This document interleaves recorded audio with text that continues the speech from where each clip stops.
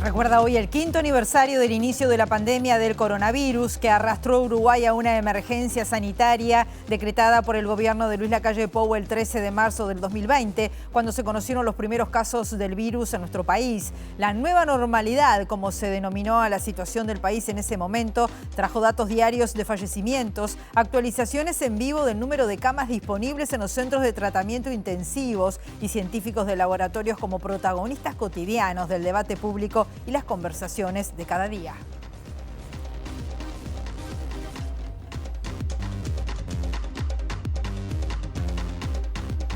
¿Qué tal? ¿Cómo están? Bienvenidas, bienvenidos a MBD Noticias. Comenzamos con información con 20 grados a esta hora aquí en Montevideo. Una jornada que va a seguir con el cielo algo nuboso y nuboso, con precipitaciones aisladas, neblinas y una máxima anunciada de 23 grados. Vemos las cámaras del Centro de Gestión de Movilidad de la Intendencia de Montevideo, en Pedro Campbell, entre Bosch y Some, hasta las 17:30 hay hormigonado. Perdón, Aparicio Saravia, entre Mendoza y Timbúes también hay obras de saneamiento. Luis Alberto de Herrera, entre 26 de marzo y Echevarriarza, hasta el 26 de marzo habrá una obra allí de vialidad, así que estar atentos a esos puntos y otros de la capital. Vemos los títulos que se destacan a esta hora.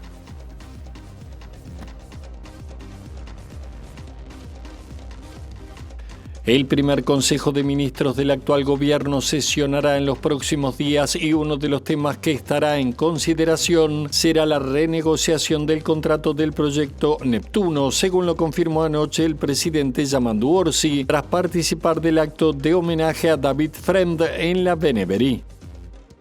El senador Eduardo Brenta del Frente Amplio realizó un pedido de informes al Tribunal de Cuentas y a la Agencia Reguladora de Compras Estatales para conocer el alcance de los contratos que hizo la anterior administración con la Fundación Aganar.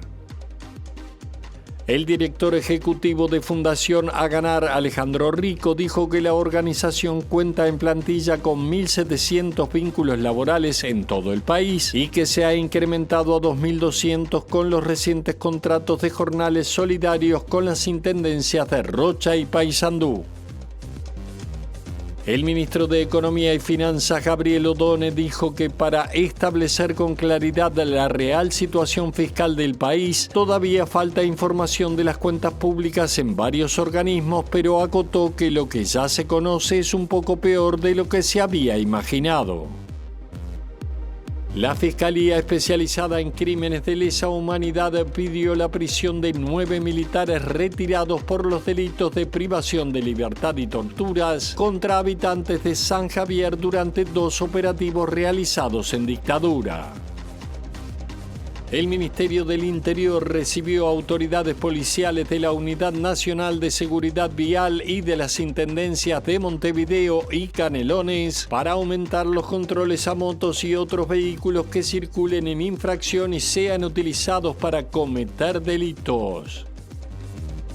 Tras la represión de ayer en Buenos Aires, la justicia resolvió liberar a unas 114 personas detenidas por las fuerzas de seguridad durante la movilización contra el ajuste a los jubilados. El gobierno de Javier Milei criticó la decisión de la justicia.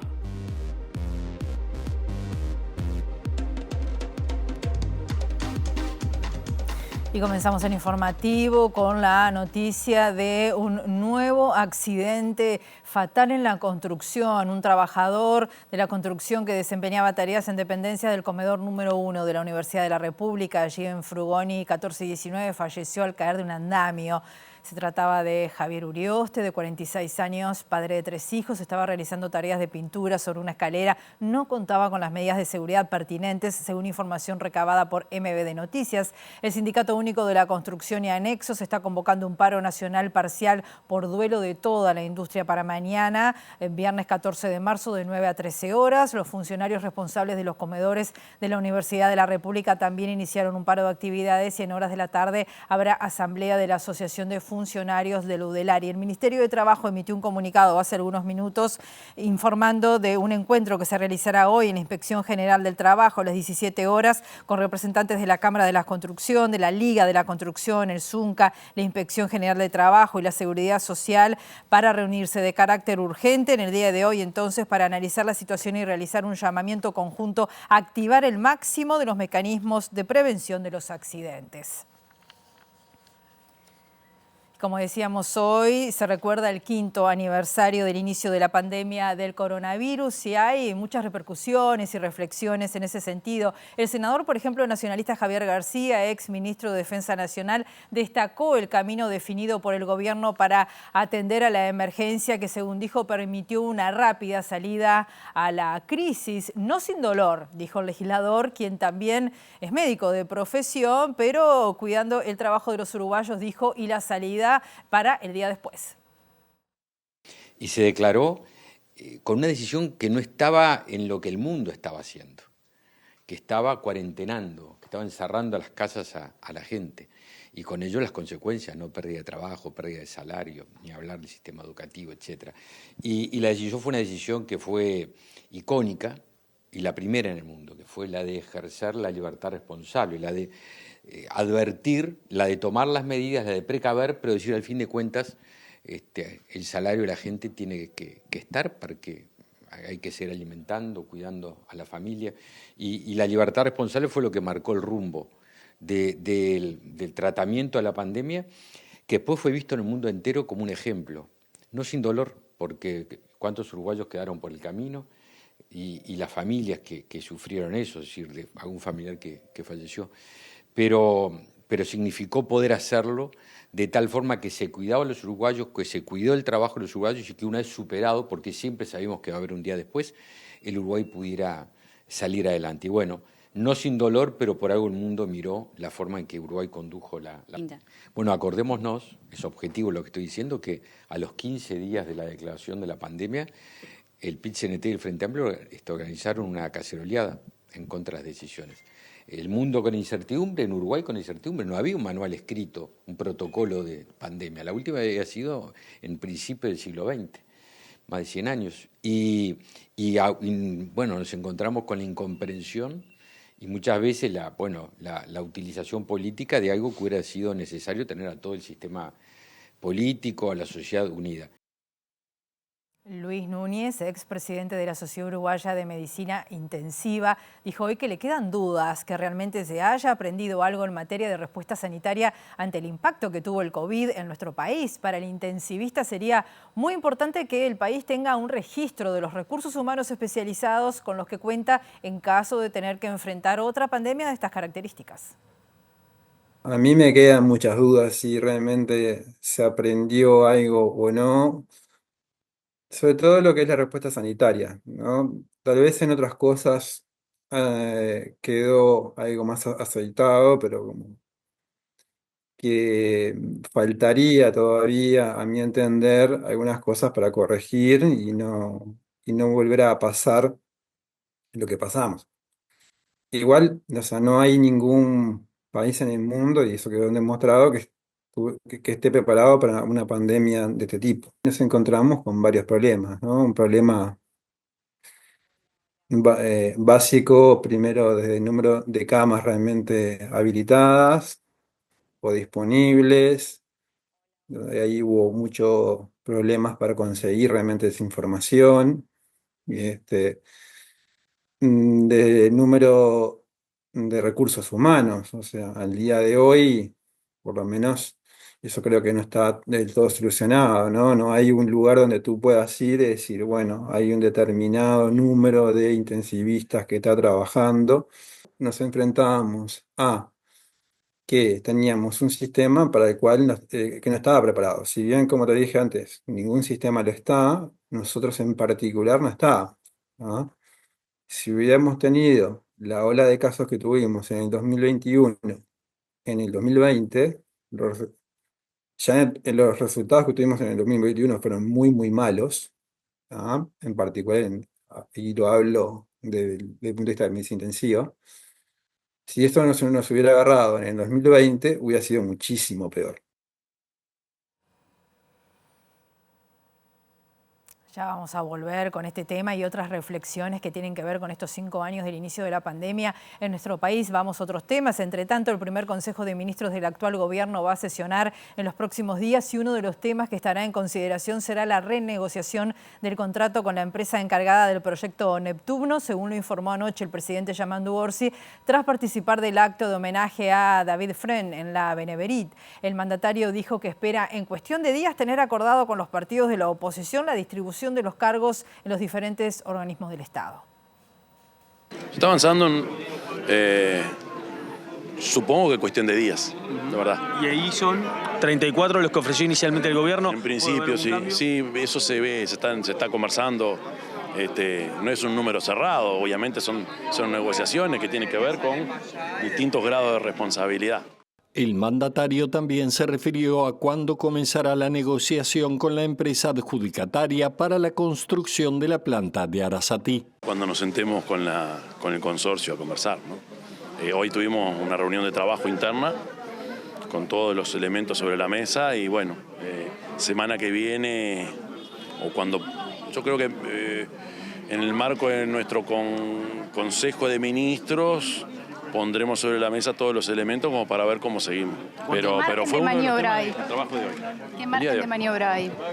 Yo creo que hay.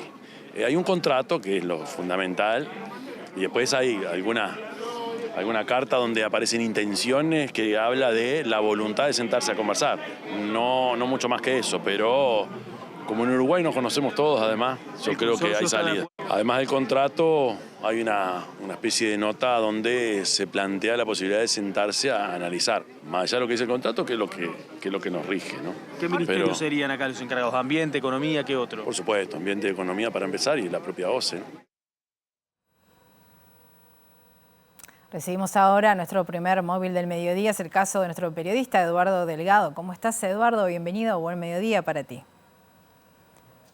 Buen mediodía, Rosina, un gusto saludarte. En el Espacio Modelo se está anunciando la programación 2025 a un año de la reapertura de este lugar icónico de la ciudad, donde funcionó durante décadas el mercado de frutas y verduras de Montevideo. Y estoy justamente con el intendente Mauricio Zunino para conocer las características de la agenda de este lugar que, si no me equivoco, ha cambiado la cara del barrio. Yo creo que sí, creo que la reconstrucción de lo que ha sido como vos bien decías, el viejo mercado de frutas y verduras transformado en el espacio público cerrado más grande del país, con muchísima serie de actividades y está cumpliendo el primer año. O sea, el sábado 22 tenemos una grilla de actividades que incluye una gran fiesta con diversos espectáculos, diversas acciones, diversa generación de actividades, de deportes, de recreación, para llevar adelante, digamos, ese festejo del primer año del Espacio Modelo. Hay también toda una grilla de presentación de actividades y de cuestiones permanentes que empiezan a quedar a partir también de marzo de este año para seguir adelante en lo que tiene que ver con el año, que tienen que ver con algunas escuelitas formativas en deporte, que tienen que ver con la generación de mecanismos que funcionan de manera permanente y de los programas permanentes de la Intendencia, tanto culturales como recreativos. A su vez, es parte de lo que nosotros pensamos como un espacio que también decíamos en permanente construcción. Todavía hay mucho espacio para seguir construyendo y seguir generando nuevos espacios dentro del Espacio Modelo. Contentos de que hace 3 meses pudimos inaugurar el espacio de primera infancia, que era un área que todavía nos faltaba. Creíamos que para esos tramos etarios el espacio no tenía o no contemplaba un formato todavía para eso. Ha tenido gran repercusión y la idea es poder seguir contemplándolo y seguir construyendo distintas modalidades para seguir ocupando todo lo que era el viejo mercado modelo en transformarlo en ese espacio público cada vez más integrado. Y le cambio de tema y le voy a otro lugar que también es icónico de la ciudad, como es la Rural del Prado. Los cambios definidos por el gobierno en relación a las jineteadas, ¿cambian en algo lo que está previsto justamente para las criollas en Montevideo? No, a ver, nosotros estábamos contemplando como que si la ley y la reglamentación pudiera funcionar y estábamos en condiciones de poder hacer las criollas del Prado de acuerdo a toda la reglamentación que exigía, digamos, el decreto y las futuras reglamentaciones. La postergación en realidad hace el que no esté vigente esta reglamentación, pero podemos garantizar que para las criollas de Montevideo todo el sistema de jineteadas va a estar acorde a lo que era la reglamentación, por más que no esté exigible, en función de que efectivamente veníamos trabajando para poder llegar en tiempo y forma al cumplimiento de esa reglamentación. O sea, estará por encima de la normativa hasta el momento vigente. Si la reglamentación queda en suspenso, nosotros vamos a estar muy por encima de lo que es la reglamentación. Y si la reglamentación quedara vigente, Montevideo estaría en condiciones de poder cumplir con todo lo que establece la misma. ¿Y qué valoración política se hace sobre esta medida que ha tomado el Poder Ejecutivo en las últimas horas de adelantar los 180 días? Bueno, nosotros creemos que tenemos que hacer este tipo de eventos que tienen que ver mucho con las acciones y las tradiciones que Uruguay tiene. Para nosotros es importante que eso se siga manteniendo, pero que se siga manteniendo con las mejores características que permitan desarrollarlo con condiciones de bienestar animal, con condiciones para los jinetes, y eso tiene que ver con poder reglamentarlo de forma adecuada. Para eso también hay una reglamentación técnica que establecen, digamos, sobre todo los doctores en veterinaria en ese sentido, y hay todo un protocolo que para nosotros es importante cumplirlo para poder seguir con estas actividades, pero seguirlas minimizando riesgos y minimizando también o haciendo que sea compatible con el bienestar de los animales. Le consulto por la situación del zoológico, se habla de una intervención de urgencia. ¿Qué está pasando ahí?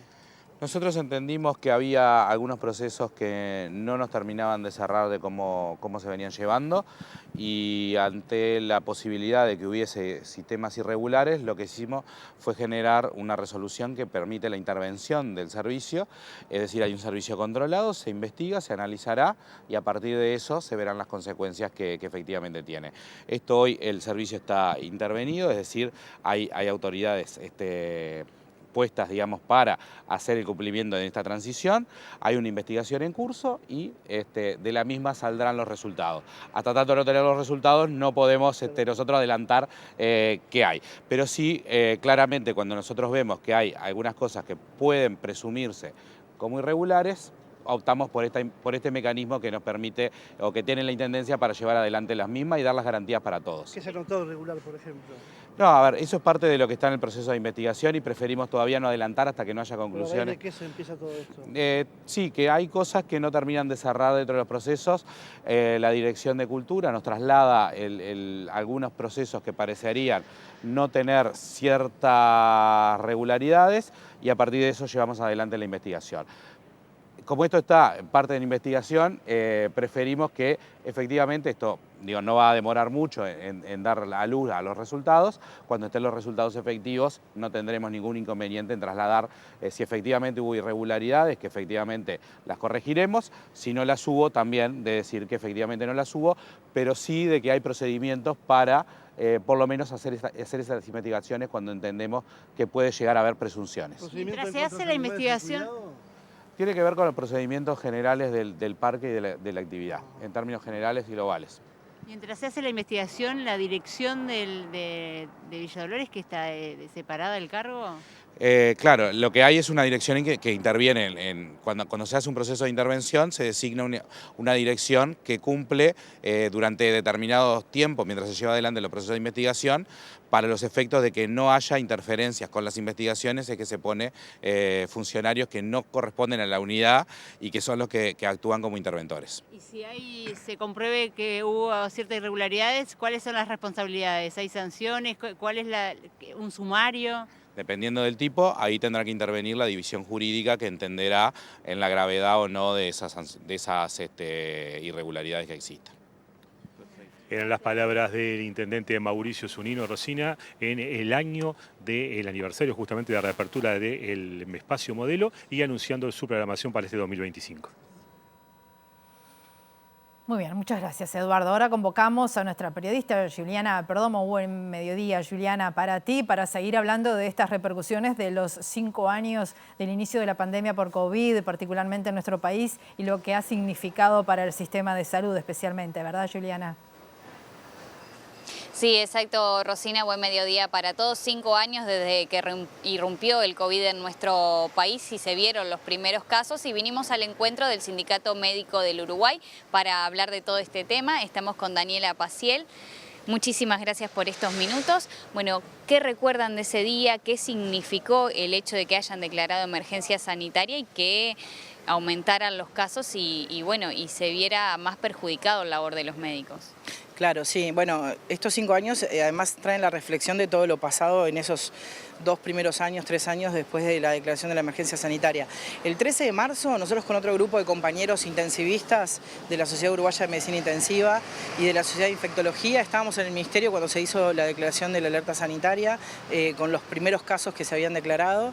Y bueno, y a partir de ahí, para nosotros como médicos y médicas, implicó una dedicación exhaustiva a tratar de beneficiar a la sociedad y a nuestras propias familias, ¿no? Fue una situación muy compleja que dejó muchas secuelas, no solamente secuelas del tipo emocional, emotivas, por la pérdida de seres queridos y por la pérdida de pacientes, sino también secuelas grandes desde el punto de vista médico, ¿no? Personas que tuvieron COVID y long COVID, y hasta el día de hoy seguimos viendo las consecuencias de esa pandemia, y hasta el día de hoy seguimos teniendo pacientes con casos complicados por COVID. Entonces, en realidad significó resignificar lo que es la asistencia y la asistencia sanitaria, ¿no? Secuelas en el ámbito laboral para ustedes, ¿cómo se ha trabajado al respecto a lo largo de todos estos años?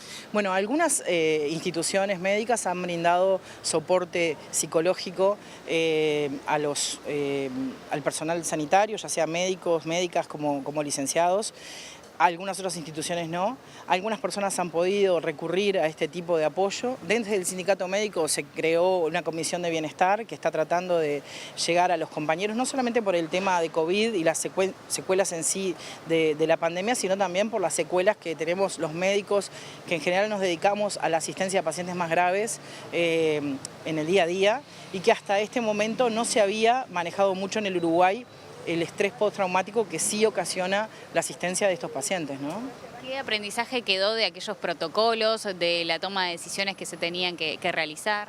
Bueno, lo primero es que cuanto uno más preparado esté, puede brindar una mejor asistencia, que podemos aunar fuerzas para poder trabajar en forma conjunta y brindar una calidad de asistencia adecuada, que si el gobierno no pone de su parte, por más que la sociedad ponga de su parte, no se llega a ningún lado, y la cantidad de muertos que hubo en nuestro país refleja que tal vez las decisiones se tenían que haber tomado con otro timing y de otra forma, pero aún y así pudimos salir como sociedad adelante, y tenemos que aprender de todas esas cosas para no repetir los mismos errores, porque muy probablemente nos enfrentemos en los próximos años a pandemias similares por otros virus, por el mismo virus, por lo que fuera, pero creo que lo principal es eso, trabajar en equipo. En el ámbito de la salud, ¿dónde se presentaron las principales fallas? Bueno, nosotros tenemos que tener en cuenta que la cantidad de muertos que hubo a nivel de medicina intensiva es la misma cantidad de muertos que hubo fuera de la medicina intensiva. El mismo ministro en su momento, el doctor Salinas, en el Parlamento, planteó que hubo al menos un 15% de muertes evitables.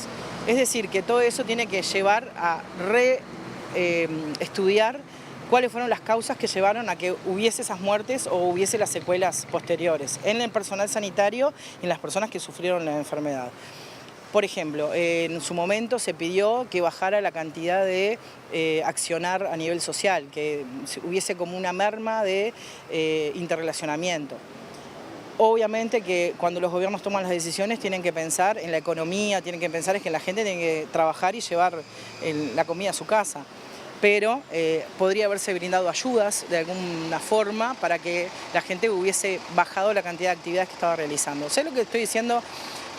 Puede resultar un poco frustrante para algunas personas que vivieron en su momento la peor consecuencia, que fue la económica, para esas personas.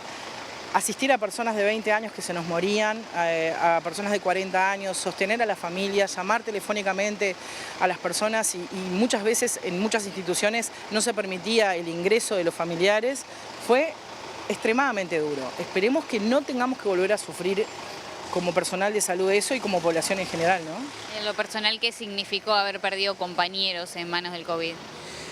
Compañeros y los pacientes. O sea, en realidad fue un proceso muy duro que aún al día de hoy estamos tratando de sobrellevar.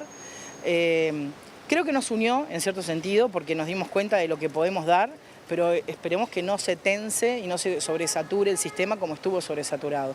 Porque poner una cama y un ventilador al lado, sin un médico que sepa manejar el ventilador y asistir al paciente crítico, no es poner una cama de medicina intensiva. Entonces, pensamos que tenemos que prepararnos de otra forma. Muchísimas gracias. Gracias a ustedes. Bueno, Rosina, allí la palabra de Daniela Paciel, secretaria médica del Sindicato Médico del Uruguay, tras 5 años del COVID. Gracias, Juliana. Muy claro y deja muchísimas cosas para pensar, ¿verdad? Para una eventual pandemia que ojalá que no suceda, obviamente. Volvemos a temas políticos. El presidente Yamandu Orsi asistió anoche en la sede de la Beneverit al acto por la convivencia. Esto es en memoria de David Frenk, quien falleció en 2016 víctima de un ataque antisemita. Está muy bien que nos interpelemos sobre cómo hacemos marchar la democracia, dijo el presidente. David Frenk fue un vecino y empresario de la ciudad de Paysandú hasta su fallecimiento el 8 de marzo de 2016 en el episodio mencionado. El recordatorio se desarrolló en la sede de la Beneverí Uruguay en Montevideo, donde el mandatario encendió una vela recordatoria junto a la familia del homenajeado. Tiene que ver con reflexionar sobre cómo se lleva adelante la convivencia. Está muy bien que nos interpelemos cómo hacemos marchar la democracia, consideró Orsi en declaraciones a medios de comunicación tras la ceremonia. El presidente recordó la reflexión realizada cuando era intendente de Canelones en 2017 sobre el ataque antisemita en el que Frenk perdió la vida. Surgió la inquietud de poner sobre la mesa el tema de la convivencia con diversos credos. Pudimos avanzar, pero la sensación es que siempre te quedas corto, indicó. En el evento también participaron la vicepresidenta de la República, Carolina Cose, el prosecretario de la presidencia, Jorge Díaz, el presidente de la nueva congregación israelita, Ariel Poksinski, legisladores, familiares de Frenk y miembros de la comunidad. El homenaje del que participó Orsi fue organizado por el Centro Recordatorio del Holocausto de Uruguay con el objetivo de reflexionar sobre la importancia de promover el respeto y el diálogo en la sociedad. El senador del Frente Amplio, Eduardo Brenta, realizó un pedido de informes destinado al Tribunal de Cuentas y a la Agencia Reguladora de Compras Estatales para conocer la magnitud y las características de los contratos que mantuvo la administración de Luis Lacalle Pou con la Fundación Ganar. El pedido se dio tras conocerse una contratación directa que firmó el expresidente a 3 días de abandonar su cargo por $3.600.000. Nosotros venimos siguiendo este tema hace mucho tiempo. En virtud sobre todo de situaciones extraordinarias, como las que se han planteado en el departamento de Paysandú, donde hay unos 500, casi 500 personas contratadas por la Fundación Ganar, el departamento de Maldonado, donde hay una cifra que ronda, según nos informan, unos 1000 funcionarios. Estos realizan tareas muy diversas, no solo tareas básicas de limpieza, en algunos casos mantenimiento de espacios verdes, sino también de carácter administrativo, por ejemplo, en el lugar de funcionarios municipales, etcétera. Es más, hay denuncias de situaciones de funcionarios contratados que cuando culmina el contrato se los contrata vía Fundación Ganar. Todos estos hechos son hechos graves, exige ser investigado, ¿no? Para eso está el Parlamento, y en virtud vamos a hacer un pedido de informes, ya lo hemos hecho, destinado a toda la Administración Central, a todas las intendencias de todo el país, al Tribunal de Cuentas, que tiene mucha información. Hay situaciones con la Secretaría del Deporte donde, por ejemplo, se fundamenta que es la única organización que se presentó, cosa que sorprende, pero si es así, estaría justificado esa adjudicación.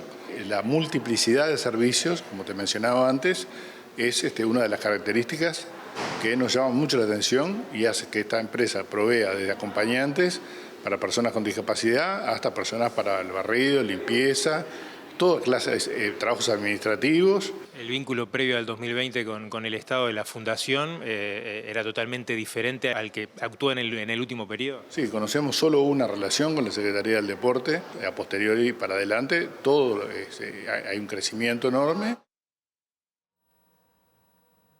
El director ejecutivo de Fundación Ganar, Alejandro Rico, confirmó a MBD Noticias que la organización cuenta en plantilla con 1.700 vínculos laborales en todo el país, que se ha incrementado a 2.200 con los recientes contratos de jornales solidarios por los convenios con las intendencias de Rocho y Paysandú. Rico manifestó en torno a los cuestionamientos recibidos del Frente Amplio que no es bueno mirar a quienes dirigen las organizaciones por lo que votan.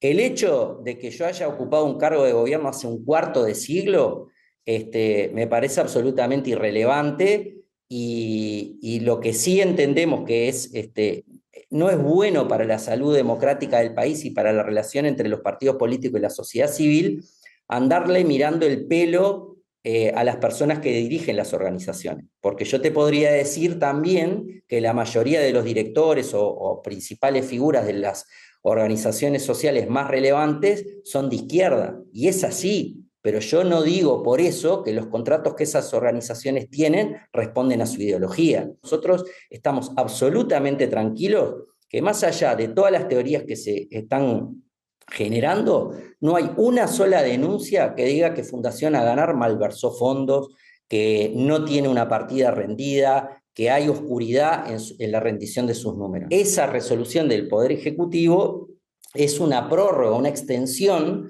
porque el programa terminaba en diciembre, cambiaba el gobierno y tú no podés dejar 240 adultos mayores en la calle porque el programa se queda sin ejecutor. Por lo tanto, la administración anterior extendió ese programa, como muchos otros, a diversas organizaciones, no solo a Fundación Aganar. En ese caso, el expediente, tenemos entendido, estaba desde diciembre para la firma. El presidente no lo firmó en diciembre, lo terminó firmando un 20 y pico de febrero, y eso ocasiona la polémica. Los honorarios que cobran las ONG por generar estos programas pueden ser 60, 80, 90 mil pesos, ¿me entendés? Y eso también es importante que se diga, que los montos que manejan las organizaciones entran por la cuenta y al otro día salen al destino que está predestinado. Ojo cuando se manejan 20 millones para acá, 30 para el otro lado, porque el oyente que dice, se afanan todo, andás a ver dónde fue esa plata. Y para el diputado Frente Amplista de Maldonado, Joaquín Garlo, la Fundación Aganar se ha convertido en una agencia de colocación de militantes nacionalistas. Dijo a MBD Noticias que son miles los contratos que vinculan la Intendencia de Maldonado con la organización, desarrollando múltiples tareas. En Maldonado la Intendencia comenzó a contratar a la Fundación Aganar ya en el periodo de gobierno anterior. En el 2015 se realizaron las primeras contrataciones, que fue una especie de laboratorio experimental de lo que a lo largo de este último periodo de gobierno ha sucedido en otras intendencias departamentales. En Maldonado la Fundación se ha convertido en una especie de agencia de colocación de militantes y correligionarios del gobierno, y ha sido la forma de ingreso a trabajar dentro de la estructura del gobierno departamental de muchas personas con vínculos directos políticos con el Partido Nacional. Hay un ejemplo muy paradigmático que es el del municipio de Garzón, donde la mayoría de los funcionarios del municipio son contratos de la Fundación Aganar. Los funcionarios municipales que prestan servicios allí son los maquinistas y los choferes. El resto son todos contratos de la Fundación Aganar, los que realizan la tarea administrativa dentro del propio municipio. La verdad que es un mecanismo bastante complejo que genera un manto de oscuridad en torno al ingreso al trabajo dentro de la Intendencia, utilizando además esos beneficios propios de una fundación como es en este caso, ¿no?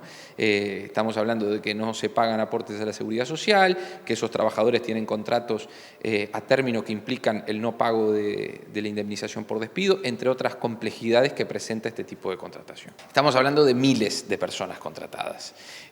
Sabemos que se han realizado múltiples contratos entre la Intendencia y la Fundación. No tenemos al momento de hoy la cifra exacta. Lo que sí sabemos es que son miles de personas. Vamos a una noticia de esta mañana. La fiscal de Mercedes, estamos hablando de Estela Alziaturi, ordenó esta mañana la detención del exintendente de Soriano, Guillermo Besosi. El ex jerarca estaría relacionado con la causa que investiga la maniobra detectada el año pasado con materiales de la Intendencia. Junto a Besosi, según trascendió, hay otros 5 jerarcas detenidos. Por esta causa hay alrededor de 20 funcionarios imputados. Vamos a ampliar esta información en nuestra edición central. Segundo bloque de MBD Noticias. Continuamos con la información con 21 grados a esta hora. Uruguay está entre los 3 países de América Latina con mayor ausentismo estudiantil en educación media. Así lo destacó hoy en diálogo con MBD Noticias el oficial de educación de UNICEF Uruguay, Alejandro Retamoso. En Chile, en educación media superior, falta la mitad de los alumnos que faltan acá en Uruguay. Lo dijo Retamoso, quien señaló también que luego de la pandemia se incrementó el ausentismo y no se ha logrado revertir esta situación. Uruguay ostenta una posición no muy buena en términos comparados con respecto a otros países en lo que tiene que ver con el ausentismo estudiantil. Ya el INED había mostrado para educación primaria que estábamos en una situación un poco desventajosa en este aspecto de las faltas a clase por parte de los alumnos. En este caso, en este estudio, lo que logramos identificar también es que en el marco del contexto internacional, que siempre es bueno compararse con otros países para saber cómo estamos, Uruguay tiene una posición, por ejemplo, basándonos en un estudio de PISA, que además de preguntar e indagar sobre aprendizajes, también profundiza sobre aspectos de factores asociados al aprendizaje, como es el ausentismo de los estudiantes. Ahí logra identificar que estamos en una posición entre los 3 de los 14 de América Latina, en peor ausentismo, por así decirlo, y al mismo tiempo entre el 11º país de 80 que participan en el estudio internacional. Entonces, eso claramente nos habla de un factor uruguayo en términos de por qué se produce, porque en general los adolescentes, por lo menos de Latinoamérica, tienen bastante homogeneidad y es poco probable que un adolescente en Uruguay sea muy distinto al de Chile. Y, por ejemplo, en Chile faltan la mitad de lo que faltan en Uruguay en educación media básica, y eso es un motivo de preocupación. El diputado colorado Walter Berry planteó incorporar a estudio de las comisiones de Industria y de Legislación del Trabajo el cese de las actividades de frigorífico Casablanca de Paysandú, que es consecuencia de las deudas contraídas con el Fondo de Inversión Conexión Ganadera. El legislador dijo que a raíz de esta situación el frigorífico envió a 540 trabajadores al seguro de desempleo. Para que tengamos una idea, la población de Casablanca tiene 460 personas y el frigorífico tiene 530 empleados en seguro de desempleo. Se puede imaginar que el impacto no es solo en Casablanca, sino mucho más grande. Pero bueno, de eso se trató el planteo, de darle estado parlamentario, radicarlo en la Comisión de Industria, de Legislación del Trabajo, para que comencemos a trabajar en... La solución de fondo no pasa por el Estado, pasa por ellos, porque es un tema de privado. Ellos tienen que resolver cómo cerrar la deuda, cancelar la deuda con Conexión Ganadera. En eso se está negociando. Una vez que lo logren hacer, sí, el Estado podrá, a la medida que haya garantías y que el negocio sea viable, que lo es, asistir con líneas de crédito para capital de trabajo, digamos así. Pero bueno, lo que buscamos fue darle estado parlamentario, poder comenzar a trabajar en el tema. ¿Cómo se puede trabajar de cara al futuro pensando que estas medidas, como bien decía, son paliativas? Y bueno, lo primero que tienen que hacer las autoridades del frigorífico es despejar el camino del tema de la deuda con Conexión Ganadera. En eso están trabajando, por lo menos es lo que nos manifiesta su gerente. Ojalá se llegue a un entendimiento. La medida que esa deuda quede cancelada, cerrado el tema, obviamente que allí el Banco República sí podría intervenir. Con las firmas de diputados del Frente Amplio y del Partido Colorado se presentó este jueves en el Parlamento el proyecto de ley de eutanasia que obtuvo la media sanción en la Cámara de Representantes en el periodo anterior durante 2022, pero que no logró todavía la aprobación en el Senado. El articulado tiene 12 artículos. El primero indica que el objetivo de la ley es regular y garantizar el derecho de las personas a transcurrir dignamente el proceso de morir en las circunstancias en que ellas determinen. Para nosotros es relevante en la medida que consagra dos principios fundamentales. En primer lugar, el principio de la libertad que tenemos todas las personas en una circunstancia muy compleja, como es el padecimiento de una enfermedad incurable, de una enfermedad grave, recurrir en definitiva ante un dolor insoportable a este mecanismo para terminar con ese dolor. Y esto se conjuga con otro principio determinante como es el de la dignidad humana. Ningún ser humano tiene que sufrir innecesariamente, tiene que padecer un dolor insoportable. Entonces, aquí lo que se trata es de consagrar la muerte digna. Cuando no hay ningún otro mecanismo para paliar ese sufrimiento insoportable, no hay cuidados paliativos, no hay ninguna otra herramienta médica, que la eutanasia pueda ser una herramienta para morir dignamente. Esa es la explicación de la presentación de este proyecto, que naufragó en el periodo pasado en el Senado de la República y de que confiamos que en esta oportunidad pueda prosperar. La sociedad, el cuerpo médico, los legisladores, el campo jurídico lo está discutiendo desde hace ya 5 o 6 años como mínimo. Ha madurado el tema, hay una amplia aprobación en la población de la eutanasia como el fin de la vida con dignidad en determinadas circunstancias y con garantías, y nos parece que no podemos obligar a la gente a sufrir en determinadas circunstancias y tenemos que darle la posibilidad de elegir de forma autónoma y libre de morir con dignidad. Nos parece que esto es un derecho humano, no obliga a nadie, solamente da la posibilidad.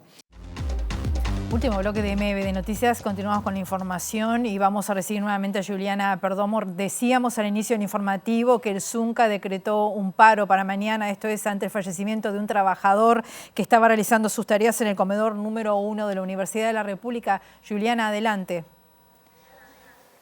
Sí, Rosina, ante este trágico hecho ocurrido en la Universidad de la República, vinimos al local sindical de la agremiación de funcionarios de la universidad para conversar los pormenores y nos recibe Paul Esquiera, secretario general de AFUR.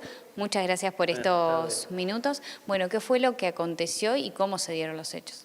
Bueno, nosotros lo que estuvimos recabando fue una desgracia horrible, la que sucedió hoy mañana en el comedor número 1 de la Universidad de la República.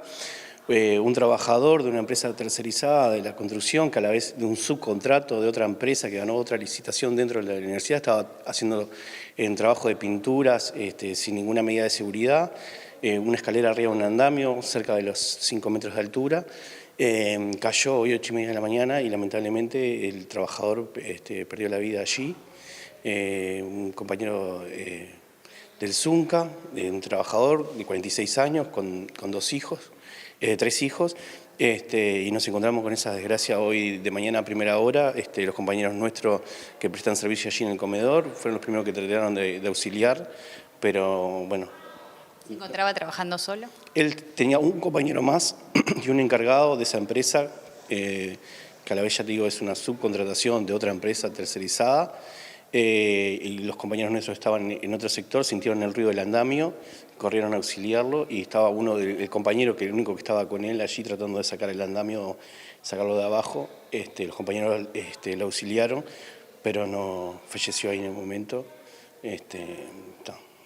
¿Van a realizar algún tipo de medida de paro para solidarizarse con la situación? Nosotros, bueno, en el momento fuimos, nos pusimos a trabajar con muchas cosas. Enseguida la denuncia al Ministerio de Trabajo para que se hiciera presente la inspección del Ministerio de Trabajo, de por qué no había seguridad en algo tan básico que a veces es necesario si estás trabajando en altura, cinturones y todo eso.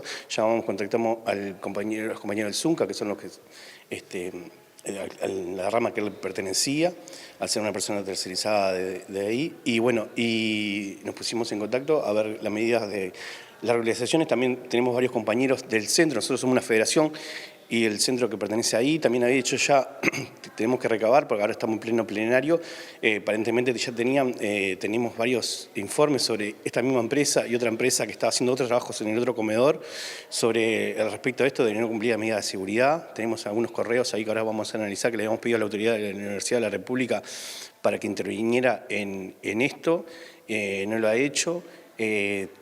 Pedimos una bipartita para discutir estas cosas de seguridad y no se habían tomado en cuenta las denuncias que habíamos hecho como trabajadores de esta situación. Entonces ahora estamos reunidos en plenario y vamos a tomar la medida de varias medidas, se están discutiendo en este momento. Una va a ser parar todas las actividades a partir de hoy de tarde y mañana, apoyando a los compañeros del Zunca que nos pidieron que mañana iban a parar, y una reunión al rector y alguna otra medida más para empezar a aclarecer esto y a ver que no puede pasar que un trabajador, padre de familia, salga a trabajar y pierda la vida en esto. Te pido disculpas, fue una jornada bastante complicada el día de hoy. Y ahora, en este momento, lo que nos acaba de llegar de parte del rector interino, la autoridad máxima de la universidad, que la universidad va a hacer cierre de servicio a partir de las 15 horas, en el día de hoy y mañana. Nosotros estamos discutiendo cómo vamos a seguir con esto. Te quería consultar por lo que me mencionabas del rectorado, que va a suspender la actividad. ¿Eso va a ser a partir de hoy efectivamente? Nos acaba de llegar el mensaje del rector que a partir de las 15 horas del día de hoy la universidad hace cierre de servicios, paraliza las actividades y por las 24 horas del día de mañana, antes de irte, si querés te compartimos el correo que nos mandó. Y bueno, nosotros estamos en plena discusión, como tú lo verás, vamos a ver qué medidas tomamos y cómo seguimos encauzado esto, que no puede ser que cosas evitables se lleven la vida de un trabajador, de un padre de familia, y bueno, y acompañar a esa familia ahora en adelante y bueno, la vida universitaria de cómo se desarrolla todo esto. Muchísimas gracias. No, muchísimas gracias a ustedes y bueno, disculpen. Por favor. Bueno, Rosina, allí la palabra del secretario general de AFUR a propósito de este trágico hecho que sucedió esta mañana con este trabajador de 46 años. Como él reiteraba, están reunidos ahora para definir nuevas medidas, pero se para la actividad a partir de las 15 horas por parte del rectorado.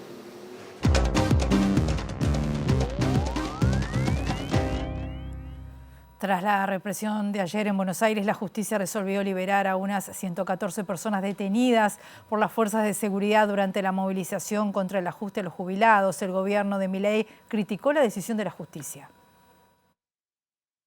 Como cada miércoles, los jubilados argentinos se movilizaron al Congreso de la Nación en Buenos Aires para protestar contra la situación económica que viven. Como ya estaba anunciado, distintas hinchadas de los equipos de fútbol acompañaron a las agrupaciones de jubilados. El gobierno de Javier Milei desplegó un mega operativo de seguridad con el que reprimió con gases, palos y carros hidrantes. Como resultado, más de 150 detenidos, heridos y un reportero gráfico permanece internado en terapia intensiva. Las fuerzas de seguridad al mando de la ministra Patricia Bullrich no hicieron distingos al momento de usar palos, balas de goma y gas lacrimógeno para impedir la movilización. A la noche hubo cacerolazos que llegaron hasta Plaza de Mayo. El Centro de Estudios Legales y Sociales ya cursó denuncias mediante comunicaciones ante la ONU y la Comisión Interamericana de Derechos Humanos, advirtiendo sobre la magnitud de la represión. El vocero presidencial Manuel Adorni salió a criticar a la jueza Karina Andrade, quien dio la orden de liberar a los detenidos en las afueras del Congreso y además en su resolución cuestionó la represión a las que calificó de salvaje de las fuerzas de seguridad que responden a Patricia Bullrich. El secretario general del Sindicato de Trabajadores del Estado, ATE, Daniel Catalano, dijo que el gobierno tiene que entender que el pueblo no está mejor después de una represión.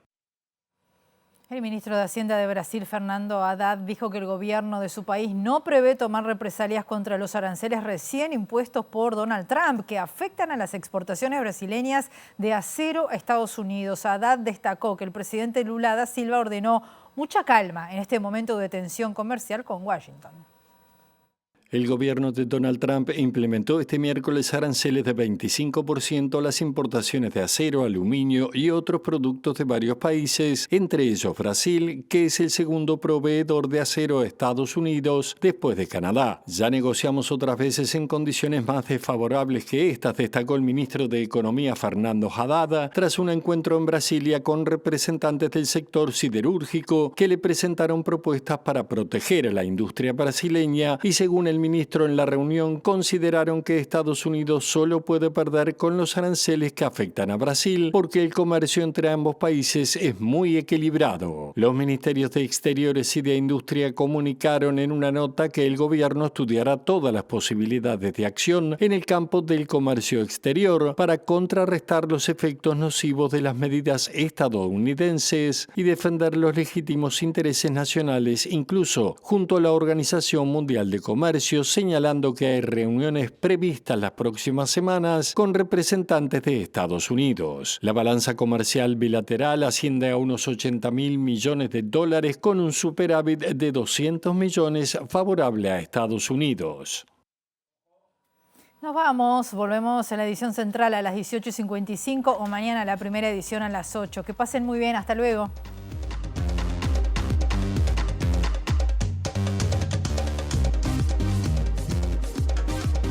El primer Consejo de Ministros del actual gobierno sesionará en los próximos días y uno de los temas que estará en consideración será la renegociación del contrato del proyecto Neptuno, según lo confirmó anoche el presidente Yamandu Orsi, tras participar del acto de homenaje a David Fremd en la Beneverí.